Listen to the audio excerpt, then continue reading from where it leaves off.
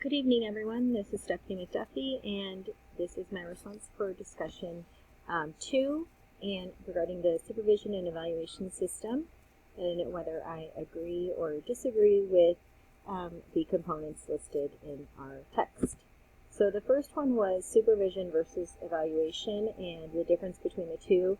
We really separate them by people or by time and procedures and the purpose. So supervision is meant to promote growth, and evaluation is meant to judge competence. So with that, I see some pros and cons. Obviously, with separation of the two, cost, you have to pay people who are willing to come in and coach or instruct professional developments, things of that nature. Time, obviously, is a big one when you're combining the two, supervision and evaluation, because as we all know, our administrators are already kind of stretched to the limit with time, but they do need to do both aspects in our school district. And I also think investment is a really good one. So I don't necessarily agree that they should be separated.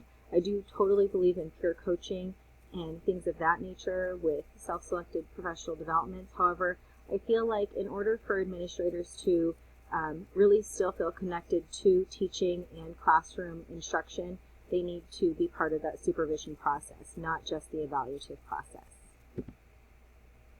And the next one is our high district priorities. Now, of course, supervision and evaluation is a huge priority within our district.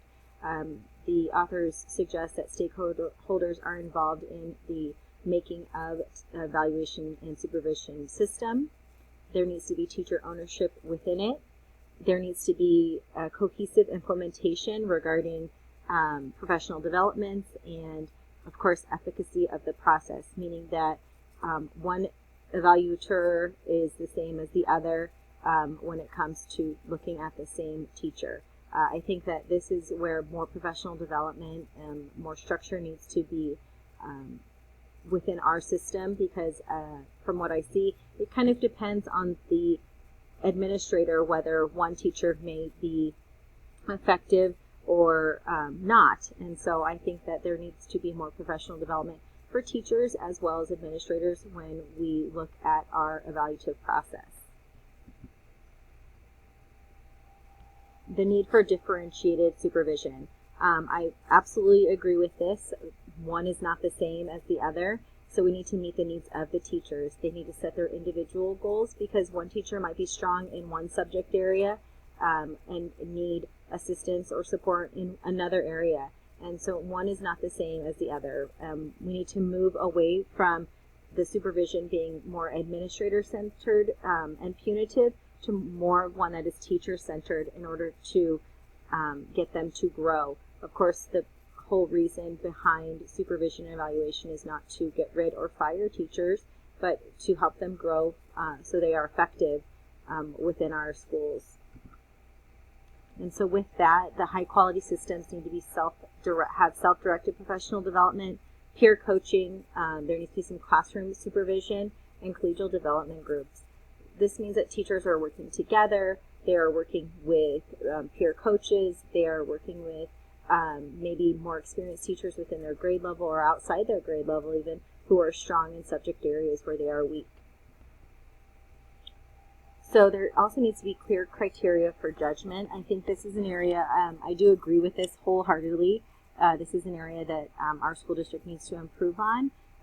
There is an explicit set of standards, but I believe that there needs to be more staff development so that teachers know exactly how they can meet the satisfactory standards that we are giving them with the NEPF. There does need to be consistency and uniformity within the judgment of those standards, which I think on an administrator standpoint, there does need to be maybe some crossover between schools where other administrators come in and evaluate the teachers on my campus, for example, and then we see, are we giving them the same judgments?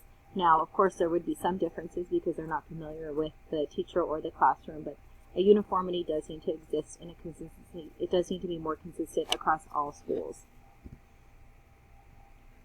The organization climate. Now, this needs to be fairly open and trusting. in order for it to be effective. If there is distrust or animosity within the climate, and the system could fail because teachers are not going to be as involved or invested in the process. Some teachers may, as they said in the book, just do the minimum. So I do believe that we do need to have, and right now it's really hard with what's going on, but we do need to have a fairly open and trusting environment and climate for the evaluative and supervision process. So the primary purpose of the system is to, of course, enhance student learning. And what does that look like? Well, that means that we are supporting teachers and making them more effective. Even if they're already satisfactory, how can we get them to move beyond that? What kind of processes and supports can we give them in order to be even more successful or share their knowledge within our campus and our district? And so in regards to the improvement in student learning, it can be difficult to measure because it's not always going to show up on the standardized test scores. So we do need to look at the differentiated supervision and evaluation processes. Not every teacher is the same, just like not every student is the same. And we need to look at how best to support our teachers in order to increase the students' learning of their particular classroom. So I do agree with the points that the authors stated. I think that in our particular district, as I stated earlier, there are some changes that need to be made, including more professional development in understanding the NEPF and the standards that teachers need to meet in order to be effective. And I also think that there needs to be more consistency across the evaluative process for teachers, because if one teacher is effective at one campus with one administrator, they might go to a different campus and be shocked because the standards are set higher or lower for another campus, and that's not fair to our really effective and satisfactory and highly satisfactory teachers. So I think that the authors did make a good point. I hope you all have a wonderful Labor Day, and we will speak soon.